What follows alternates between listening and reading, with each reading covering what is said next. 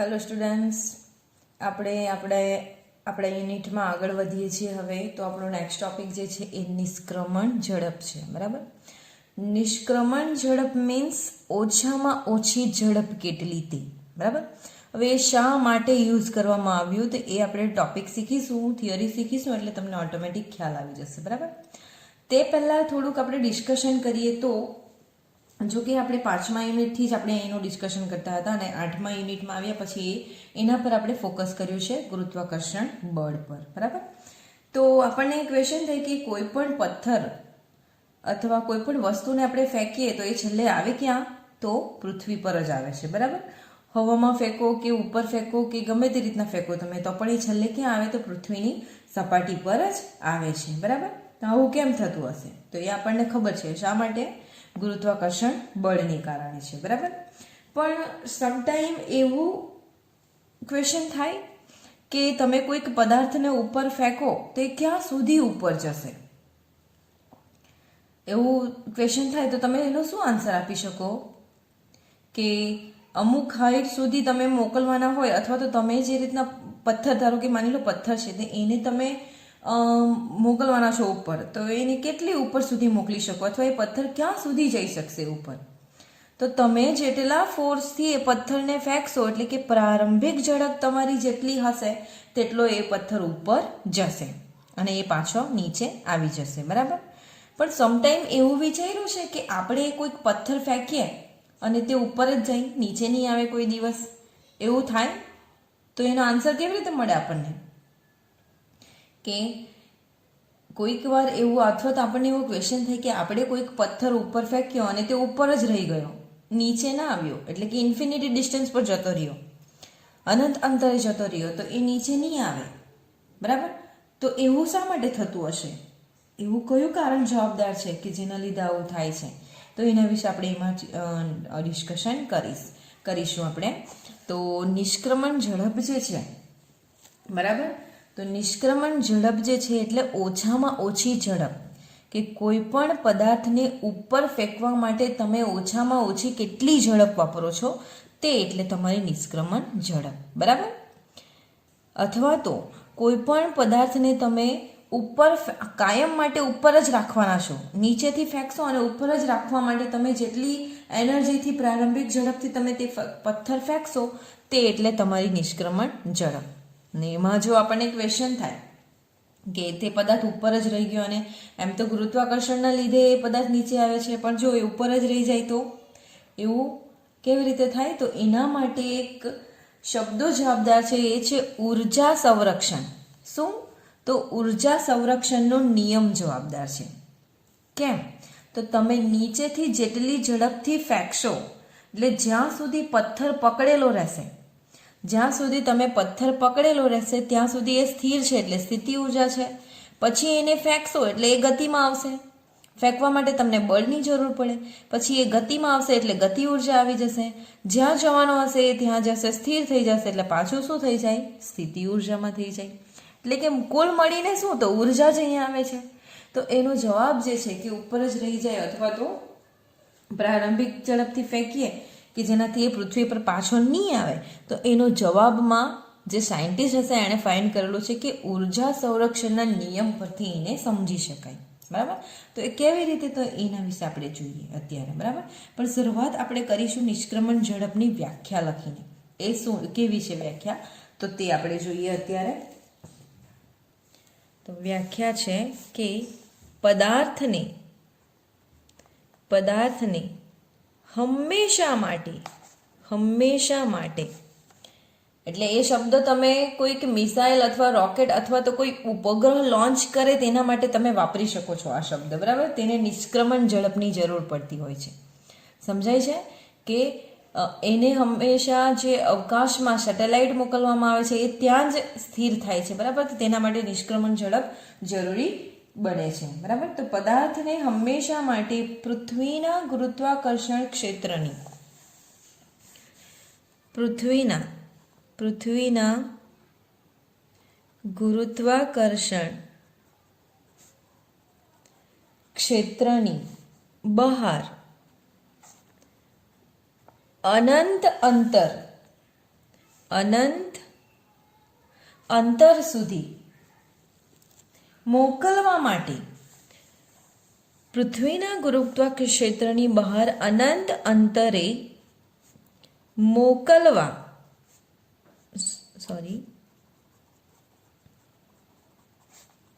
મોકલવા માટે જરૂરી લઘુત્તમ ઝડપને, લઘુત્તમ એટલે ઓછામાં ઓછી, લઘુત્તમ ઝડપને પદાર્થને હંમેશા માટે પૃથ્વીના ગુરુત્વાકર્ષણ ક્ષેત્રની બહાર અનંત અંતરે મોકલવા માટે જરૂરી લઘુત્તમ ઝડપને પદાર્થની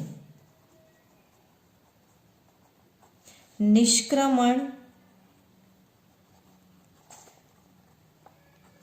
ઝડપ કહે છે, અથવા તો એને નિષ્ક્રમણ વેગ પણ આપણે લઈ શકીએ. અને આ જે છે આ જે વ્યાખ્યા છે એ આપણે મિસાઇલ, રોકેટ હોય, કોઈ ઉપગ્રહને, સેટેલાઇટને મોકલવું હોય તો તેના માટે આપણે વાપરી શકીએ. બરાબર. તો હવે આ જે એની વ્યાખ્યા થઈ ગઈ છે, જેને આપણે સમજી પણ લીધી છે. બરાબર. હવે આપણે થિયરી પર ફોકસ કરીએ. તો થિયરી માટે કીધું છે કે હંમેશા માટે મોકલવા માટે, તો આ કેવી રીતે પોસિબલ બને? તો એના માટે શું, તો એના માટે જે છે એ ઉર્જા સંરક્ષણનો નિયમ જવાબદાર છે. શું વૈજ્ઞાનિકોએ જ્યારે આ વસ્તુ ફાઇન્ડ કરી હશે ત્યારે એના માટે ઉર્જા સંરક્ષણનો નિયમને જવાબદાર ગણાવ્યો છે. હવે કેવી રીતે તે આપણે જોઈએ છે. તો આ જે થિયરી છે, અત્યાર સુધી આપણે જે બધી થિયરી શીખતા આવ્યા એમાં શું, તો પ્રારંભથી અંત સુધી એવું આવે. પ્રારંભિક અંતરથી અંતિમ અંતર, અથવા તો પ્રારંભિકથી શરૂ થઈને અંત સુધી આપણે જતા હતા. બરાબર. આ થિયરીમાં આપણે શું કે અંતિમ એનું અંતર હશે અથવા જે કંઈ બી પોઝિશન હશે તો અંતિમથી આપણે પ્રારંભમાં આવવાનું છે. બરાબર. ઉપરથી નીચે આવવાનું છે. તો બરાબર ધ્યાન આપજો અહીંયા, કારણ કે આ થિયરી 3 માર્ક્સમાં IMP છે. બરાબર. આકૃતિ આપણે ફક્ત સમજવા માટે અહીંયા ડ્રો કરી દેશું કે આ આપણી પૃથ્વી છે, કેન્દ્ર અહીંથી આટલી ત્રિજ્યા, એની ત્રિજ્યા RE છે. બરાબર. આટલું અંતર છે એનું H, એટલે કે RE પ્લસ H જેટલા અંતરે કોઈક પદાર્થ છે. આ જે પદાર્થ છે અથવા બિંદુ છે, આ વિચારી લો, અને આ એનું અનંત અંતર છે, આ અનંત ઇન્ફિનિટી જેટલું અંતર છે. બરાબર. તો અહીંયાથી આપણે આ રીતના આવવાનું છે અહીંયા. બરાબર. અહીંયા આપણે આવવાનું છે, અથવા તો અહીંયા આપણી જે નિષ્ક્રમણ ઝડપ છે એ શું છે કે પદાર્થને હંમેશા માટે પૃથ્વીના ગુરુત્વાકર્ષણ ક્ષેત્રની બહાર અનંત અંતરે મોકલવા માટેની જરૂરી લઘુત્તમ ઝડપ. મનાથી એ થઈ ગયું. આપણે પૃથ્વીના ગુરુત્વાકર્ષણ ક્ષેત્રમાંથી અનંત અંતરે પથ્થરને મોકલવાનો છે. બરાબર. સમજવાનું આપણે એ રીતના છે કે પહેલા પથ્થર અહીંયા પહોંચી ગયેલો છે તે રીતના આપણે લઈશું અહીંયા. બરાબર. તમને ખ્યાલ આવી જશે, આપણે જોઈશું એટલે. તો થિયરી જુઓ. ધારો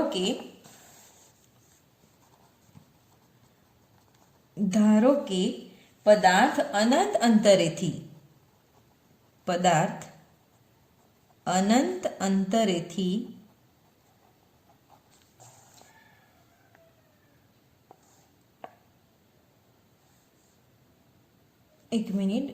કે પદાર્થ અનંત અંતરે પહોંચે છે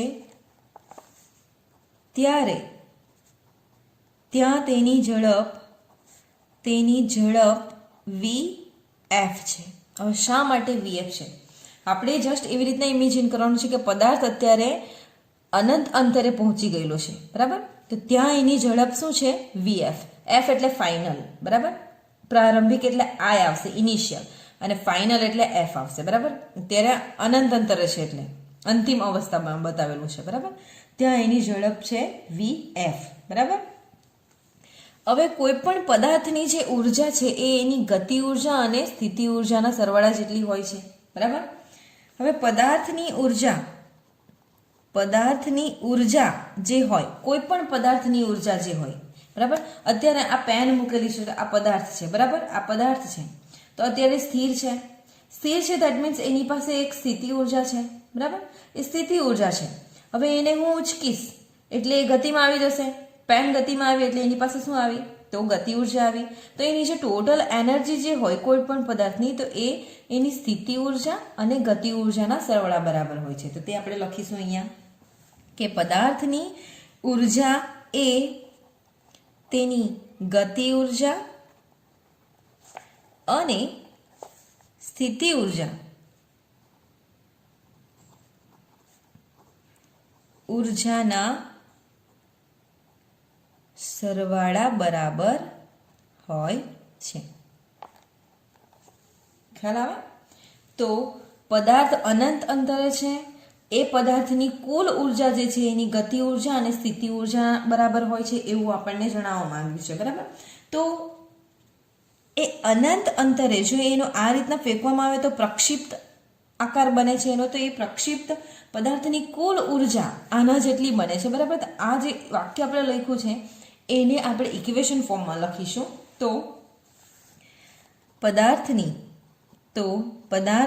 કુલ ઉર્જા કોના બરાબર હોય? ગતિ ઉર્જા અને સ્થિતિ ઉર્જા બરાબર હોય છે, ના સરવાળા બરાબર હોય છે. બરાબર? તો કુલ ઉર્જા કયા અંતરે? તો અનંત અંતરે. એટલે આપણે લખીશું અહીંયા ઇન્ફિનિટી. અનંત અંતરે એટલે ઇન્ફિનિટી. કુલ ઉર્જા E બરાબર, ચલો ગતિ ઉર્જા અને સ્થિતિ ઉર્જા. સ્થિતિ ઉર્જા માટે આપણે U લેશું અહીંયા. બરાબર? U1 તરીકે અહીંયા લખ્યું છે, અથવા U ડેશ કરીને કંઈ પણ તમે સિમ્બલ આપી શકો છો અલગ બતાવવા માટે. બરાબર? U1 પ્લસ U એટલે સ્થિતિ ઉર્જા છે, બીજું કઈ છે? ગતિ ઉર્જા. તો ગતિ ઉર્જા શું હોય? Half mv square. mv square છે પણ અનંત અંતરે એની ઝડપ શું છે? vf જેટલી છે, તો આપણે લખીશું અહીંયા vf સ્ક્વેર. ઇક્વેશન નંબર 1 આપી દો આને. ક્લિયર? ચલો, તો પદાર્થ અનંત અંતરે પહોંચી ગયેલો છે, એની કુલ ઉર્જા જે છે એ ગતિ ઉર્જા અને સ્થિતિ ઉર્જાના સરવાળા જેટલી છે. બરાબર? ચાલો, આ તો ફાઇનલ કન્ડિશન થઈ એની. હવે આપણે આ જે અનંત અંતરે પહોંચી ગયેલો છે એ પદાર્થ હવે પહોંચ્યો કેવી રીતે? તો એને પ્રારંભિક સ્થાનથી ફેંકવામાં આવ્યો હશે તો એ ત્યાં ગયો હશે. બરાબર? તો આપણે એની પ્રારંભિક અવસ્થા હવે જોઈએ. બરાબર? ચાલો, તો ધારો કે આ પદાર્થને vi એટલે ઇનિશિયલ સ્પીડ એટલે પ્રારંભિક ઝડપ, પદાર્થને vi ઝડપ વડે પૃથ્વીના કેન્દ્રથી h પ્લસ re એટલે કેટલું ડિસ્ટન્સ? તો કેન્દ્રથી h જેટલી હાઈટ એટલે h પ્લસ re થાય તમારું. એટલે આ બિંદુથી vi જેટલી પ્રારંભિક ઝડપથી ફેંકવામાં આવ્યો હોય. બરાબર? ધારો કે આ પદાર્થને vi ઝડપ વડે પૃથ્વીના કેન્દ્રથી h પ્લસ re અંતરે આવેલા બિંદુએથી ફેંકવામાં આવ્યો હોય તો તેની પ્રારંભિક ઉર્જા કેટલી થશે? કારણ કે અંતિમ ઉર્જા એટલે કે પદાર્થની કુલ અનંત અંતરે ઉર્જા તો આપણે ફાઇન્ડ કરી લીધી છે. હવે એને h પ્લસ re એટલે કે h પ્લસ re જેટલા આ બિંદુથી એને ફેંકવામાં આવેલો છે. બરાબર? તો ફેંકવાના હતા ત્યારે એની ટોટલ ઉર્જા કેટલી છે તો તે આપણે જોઈએ છે અત્યારે હવે. બરાબર? તો એ આ અનંત અંતર એટલે ઇન્ફિનિટી ઉર્જા, તો આપણો કયો અંતર છે? h પ્લસ re જેટલા અંતરે. તો h પ્લસ re બરાબર શું થશે? તો હવે અહીંયા બરાબર ધ્યાન આપજો કે જે અહીંયા પદાર્થ પડેલો છે અત્યારે ફેંકવાની તૈયારી છે. બરાબર? તો એ પદાર્થ ફેંકશે, આ રીતના ફેંકશે એટલે પદાર્થ ગતિમાં આવશે એટલે એની ગતિ ઉર્જા આવી જશે. બરાબર? પણ એ પદાર્થ ગતિમાં આવે તે પહેલાં તો અહીંયા સ્થિર છે. બરાબર? તો જેવો એ ગતિમાં આવે એટલે એની અપોઝિટ શું લાગે? એ ઉપર જશે તો એનાથી વિરુદ્ધ કયો બળ લાગશે? ગુરુત્વાકર્ષણ બળ લાગે અહીંયા. બરાબર? કેટલા અંતરે બતાવેલું છે? re પ્લસ h જેટલા અંતરે લાગે છે. બરાબર? ને? તો આપણે લખીશું કે જેવી રીતના એને ફેંકવામાં આવે છે તો એનાથી વિરુદ્ધ એને બળ લાગે છે. એટલે કે જે દિશામાં તમને ફેંકવામાં આવે છે પદાર્થને એટલે કે ગતિ ઉર્જા મેળવે છે તેનાથી વિરુદ્ધ દિશામાં એને શું લાગે છે? ગુરુત્વાકર્ષણ બળ લાગે છે. બરાબર? સમજાય છે?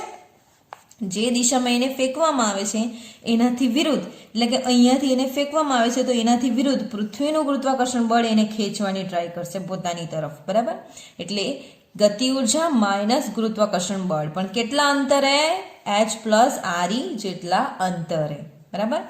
પછી એ ક્યાં જાય છે? તો અનંત અંતરે જતો રહે છે અને ત્યાં જઈને પાછું શું થઈ જાય છે? સ્થિર થઈ જાય. એટલે એની પાસે શું આવી જાય? પાછું સ્થિતિ ઉર્જા આવી જશે. ખ્યાલ આવે? તો એ આપણે ઇક્વેશન હવે લખીશું અહીંયા.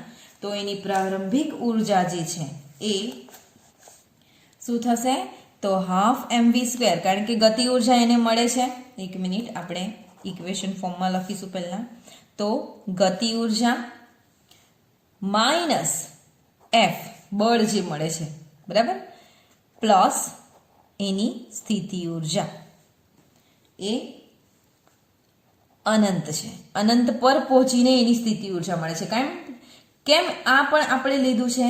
આપણે વિચારીએ છીએ, અહીંયા સમજાવીએ છીએ. તો ગતિ ઉર્જા કેટલી છે? તો ½ m v શું આવશે? તો i આવશે, બરાબર, vi². પ્રારંભિક વેગ છે.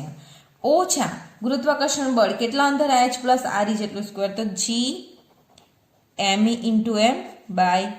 re + h જેટલું એને બળ મળે છે, બરાબર. પ્લસ u એટલે શું? તો અહીંયા તમે જુઓ, પાછું આપણે આ લેવાની જરૂર શા માટે પડી પ્રારંભિકમાં? તો જુઓ અહીંયા શું? તો અહીંયા તમે આમ ફેંકશો એટલે ગતિ ઉર્જા મળે. એનાથી વિરુદ્ધ એને નીચે આવવા માટે ખેંચે એ કોણ? તો ગુરુત્વાકર્ષણ બળ.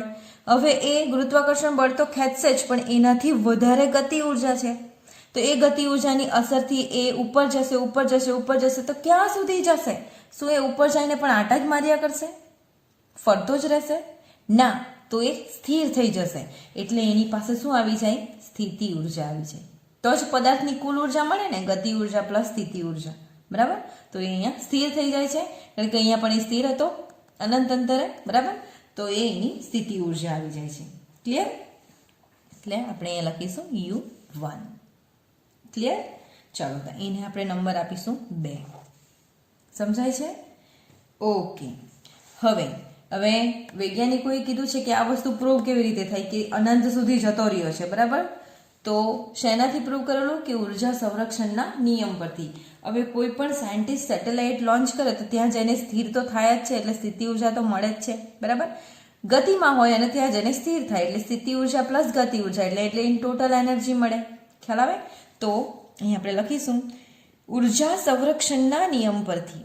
ઉર્જા સંરક્ષણના નિયમ મુજબ શું થવું જોઈએ? ઉર્જા સંરક્ષણના નિયમ મુજબ શું થવું જોઈએ? કે એક પદાર્થ અહીંયા છે, પ્રારંભિક એની સ્પીડ આટલી છે, ધારો કે પ્રારંભિક ઉર્જા આટલી છે, તો એની અંતિમ ઉર્જા પણ તેટલી જ હોવી જોઈએ. ઉર્જા સંરક્ષણનો નિયમ હોય કે વેગમાન સંરક્ષણનો નિયમ હોય કે કોઈ પણ સંરક્ષણનો નિયમ હોય, બરાબર, તે શું થાય? કે પ્રારંભિક બરાબર જ અંતિમ હોવું જોઈએ. ખ્યાલ આવે? તો ઉર્જા સંરક્ષણમાં શું થવું જોઈએ? કે પદાર્થની જે આપણે આકૃતિમાં જોઈએ કે એની પ્રારંભિક જેટલી પણ એનર્જી છે તેટલી જ એની અંતિમ એનર્જી પણ થવી જોઈએ. એટલે શું? તો સમીકરણની રીતે આપણે શું કહી શકીએ? કે સમીકરણ 1 અને 2 બંને સરખા હોવા જોઈએ. તો આપણે ઉર્જા સંરક્ષણના નિયમ મુજબ સમીકરણ 1 અને સમીકરણ 2 સમાન હોવા જોઈએ. ખ્યાલ આવે તમને? ઓકે. તો સમાન હોવા જોઈએ તો આપણે તે ફોર્મમાં અહીંયા લખીએ છીએ, બરાબર. તો આ આપણે લખી દઈએ પ્રારંભિક અને અંતિમની રીતે લખીશું અહીંયા, બરાબર. તો પ્રારંભિક શું છે? તો ½ mvi² minus g m × m/h+re is equal. હવે આ u1 ના શા માટે આપણે ના લખીએ? તો બંનેને જ્યારે સરખાવશું એટલે તમારું આ u1 અને આ u1 શું થઈ જાય? કેન્સલ થઈ જાય, બરાબર, બંને બાજુ. અથવા ચાલો લખી દઈએ, એક સ્ટેપ લખી દઈએ. u1 ઇઝ ઇક્વલ શું મળે? તો u1 પ્લસ ½ mvf². એટલે આ બંને બાજુ સરખાવે એટલે તમારું આ કેન્સલ થઈ જાય, બરાબર. આ ½ mvi પ્રારંભિક છે અને અંતિમ છે, એટલે આ તમારું કેન્સલ ના થાય. એને આપણે ઇક્વેશનમાં યુઝ કરીશું. તો હવે જુઓ,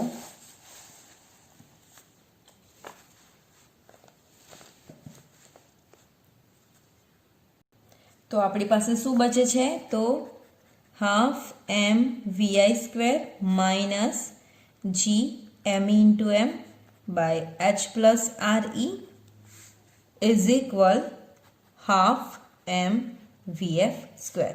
ઇક્વેશન નંબર આપો 3. આ ઇક્વેશન આપણી પાસે બચે છે. પણ અહીંયા જુઓ તો આ હાફ એમ વી સ્ક્વેર છે, આ પ્રારંભિક ગતિ ઉર્જા છે અને આ અંતિમ ગતિ ઉર્જા છે.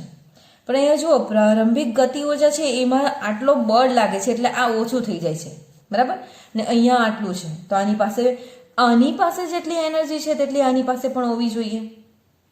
ખ્યાલ આવે? આની પાસે જેટલી એનર્જી છે તેટલી આની પાસે પણ હોવું જોઈએ. કેમ?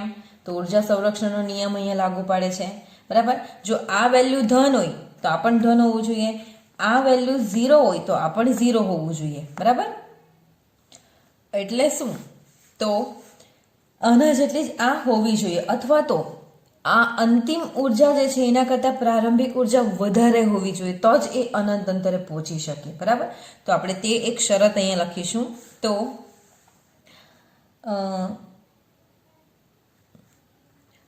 હવે વીઆઈ નું મૂલ્ય આપેલ શરત મુજબ પાલન કરે, એક વાક્ય લખવાનું છે, પાલન કરે તો જ પદાર્થ અનંત અંતરે પહોંચી શકે છે, બરાબર. કઈ શરત? તો તમે વિચારો કે તમે જે પદાર્થ લીધો છે એને જેટલી સ્પીડથી તમે ખેંચીનો ફેંકો, બરાબર. તો જેટલી સ્પીડથી તમે ખેંચશો તેટલી સ્પીડથી એ અહીંયા પહોંચશે, બરાબર. એટલે આના જેટલી હોવી જોઈએ, અનંત અંતરે જવા માટે જેટલી સ્પીડ હોવી જોઈએ તેટલી જ તમારી પ્રારંભિક અંતરમાં હોવી જોઈએ. એટલે આના જેટલી હોવી જોઈએ અથવા તો આનાથી વધારે હોવી જોઈએ, બરાબર. તો આપણે અહીંયા લખીશું equation half M Vi square minus g M into M by H plus R e equal 0 અથવા તો ગ્રેટર 0, બરાબર. આના જેટલી હોવી જોઈએ અથવા તો આનાથી વધારે હોવી જોઈએ તો જ એ ઉપર જઈ શકે. સમજાયું? ઓકે, ચાલો તો આ શરત પડાવી જોઈએ અહીંયા, બરાબર. સમીકરણ નંબર 4. ક્લિયર? ચાલો તો હવે એને આપણે ગ્રેટર ઇક્વલ આ એક 0 આવી ગયો છે તો આપણે એને તે ઇક્વેશન ફોર્મમાં ફેરવી દઈએ. હવે માટે half M Vi square is equal 0 આકાર નાખીએ એટલે આપણે આ જ લઈ લઈએ, બરાબર. તો G M E into M by H plus R E equation બનાવી દઈએ, બરાબર. ચાલો, થઈ ગયું ઇક્વેશન નંબર 5. હવે ધારો કે અનંત અંતરે પદાર્થને અનંત અંતરે પહોંચવા માટેની જરૂરી લઘુત્તમ ઝડપ, એટલે ઓછામાં ઓછી લઘુત્તમ ઝડપ વીઆઈ મિનિમમ, શું આપણે લખીશું? વીઆઈ મિનિમમ એટલે લઘુત્તમ હોય તો ઇક્વેશનને કેવી રીતે લખી શકશું આપણે? લઘુત્તમ હોય તો હાફ એમ વીઆઈ સ્ક્વેર મિનિમમ બરાબર G M into M by H plus R E. Clear? Equation number 6. ચાલો હવે શું કરશું? આપણે તો નિષ્ક્રમણ ઝડપ એટલે ઝડપ શોધવાનું છે. તો હવે ઝડપને આપણે સૂત્રનો કરતા બનાવીએ અહીંયા, બરાબર. ઝડપને સૂત્રનો કરતા બનાવશું એટલે શું થશે? શું થશે? તો એમ અહીંયા ભાગાકાર થશે અને 2 ઉપર જતો રહેશે તો તમને શું મળશે અહીંયા? તો હવે ઓકે, એક સ્ટેપ આપણે લઈ લઈએ પહેલા. હાફ એમ વી સ્ક્વેર મિનિમમ બરાબર જી એમ ઈ. હવે જો પદાર્થને આપણે અહીંયાથી લાઈન ડ્રો કરી લઈએ, થોડું લાંબુ છે એટલે. જો પદાર્થને પૃથ્વીની સપાટી પરથી ફેંકવામાં આવે તો હવે તમે વિચારો અહીંયા કે જો આપણી જે આ આકૃતિ છે, આપણે h જેટલી હાઈટ પરથી એને ફેંકેલો છે, બરાબર. પણ હવે જો એને પૃથ્વીની સપાટી પરથી જ ફેંકવામાં આવે તો h તમારો શું થઈ જાય? 0 થઈ જાય, બરાબર. હાઈટ રહે જ નહીં આપણી પાસે તો h બરાબર 0 થશે. માટે હાફ mvi² મિનિમમ બરાબર શું થશે? તો GME into m by RE તમને મળશે. કેમ? તો h બરાબર શું થઈ જાય? 0 થઈ જાય. Equation number 7. ક્લિયર? ચલો, તો હવે આપણે આ એક સ્ટેપ હતું. આપણે હવે એમાં બંને બાજુ સરખાવીએ તો તમારો mm તો ઓલરેડી કેન્સલ જ થઈ જાય. ખ્યાલ આવે? m અને m બંને બાજુ સરખાવો તો તમારો કેન્સલ જ થઈ જાય. તો vi મિનિમમ સ્ક્વેરને આપણે સૂત્રનો કરતા બનાવશું તો શું થશે? vi² મિનિમમ ને સૂત્રનો કરતા બનાવો તો શું થાય? GME by RE ઇન્ટુ શું થશે? ઇન્ટુ 2. આ તમને ઇક્વેશન મળી જશે, બરાબર. હાફ આ બાજુ જતો રહેશે એટલે તમને ઉપર 2 મળી જશે. ખ્યાલ આવ્યો? એટલે twice GME by RE equation મળે. હવે તમે આનો સ્ક્વેર કાઢી નાખશો તો શું થશે? વર્ગમૂળ નહીં, vi મિનિમમ બરાબર આનો વર્ગ કાઢી નાખશો એટલે તમને શું મળશે? તો અહીંયા વર્ગમૂળ આવી જશે. તો આપણે 2 ને આગળ લઈ લઈએ, ટ્વાઇસ GME by RE. આ તમને મળી જશે ઇક્વેશન, બરાબર. Equation number 8. ખ્યાલ આવે? એકદમ ઇઝી થિયરી છે અને સમજાય એવી થિયરી છે, બરાબર. તો અહીંયા જુઓ, vi મિનિમમ એટલે કે લઘુત્તમ નિષ્ક્રમણ ઝડપ તમને મળી છે 2GME by RE. પણ હવે પૃથ્વીની સપાટી પરથી ફેંકો છો એટલે પાછો ત્યાં ગુરુત્વ પ્રવેગ એકદમ હાઈ ઇફેક્ટ કરે. h જેટલી હાઈટ પરથી તમે ફેંકશો તો થોડો ઓછો કરે, પણ પૃથ્વીની સપાટી પરથી જ ફેંકો તો ત્યાં તમને સ્મોલ g એટલે કે ગુરુત્વ પ્રવેગ સૌથી વધારે ઇફેક્ટ કરે, બરાબર. તો તે પણ અહીંયા હવે નડશે આપણને, તો તેનું સોલ્વ કરીએ હવે, બરાબર. તો હવે જુઓ, હવે g બરાબર GME by RE નો સ્ક્વેર, કારણ કે પૃથ્વીની સપાટી પર છે. પૃથ્વીની સપાટી પર g બરાબર GME by RE સ્ક્વેર. ગુરુત્વ પ્રવેગ તો આટલો છે, બરાબર. તો આને આપણે ઇક્વેશન નંબર 8 માં મૂકીશું. આ છે 9, બરાબર. આપણી પાસે જે ઇક્વેશન છે ઇક્વેશન નંબર 8 છે. તો સમીકરણ 8 માં 9 ને મૂકતા, ચાલો કોણ સોલ્વ કરી દેશે? 9 માં મૂકશું તો શું આવશે? vi મિનિમમ ઇઝ ઇક્વલ, તો જુઓ GME by RE બરાબર શું? તો g આપણે ટ્વાઇસ તો લખી જ દઈએ ને, 2. હવે GME by RE અને GME by RE એટલે સ્મોલ g થઈ ગયો, બરાબર. ઇન્ટુ એક RE અહીંયા બચેલો છે, તો આમાં જ્યારે લેશો આ તો g જ આવી જશે, તો આ શું થશે? એટલે ગુણાઈ જશે, એટલે આ શું થશે? Twice GRE. ખ્યાલ આવે? એટલે આ તમારું ઇક્વેશન શું મળશે? vi મિનિમમ ઇઝ ઇક્વલ વર્ગમૂળમાં ટ્વાઇસ GRE. એ તમને ઇક્વેશન મળશે, જે તમારું ફાઇનલ ઇક્વેશન રહેશે. શેના માટે? તો નિષ્ક્રમણ ઝડપ માટેનું છે. અને નિષ્ક્રમણ ઝડપ એટલે શું? તો પૃથ્વીના ગુરુત્વાકર્ષણ ક્ષેત્રની બહાર અનંત અંતરે મોકલવા માટે જરૂરી જે ઉર્જા જે છે, ઝડપ જે છે, એ નિષ્ક્રમણ ઝડપ કહેવાય છે. તો એ તમને કેટલી મળે છે? vi minimum is equal twice GRE. ખ્યાલ આવે? અને તમે વિચારી શકો કે ક્યાં ઉપયોગમાં આવતું હોય?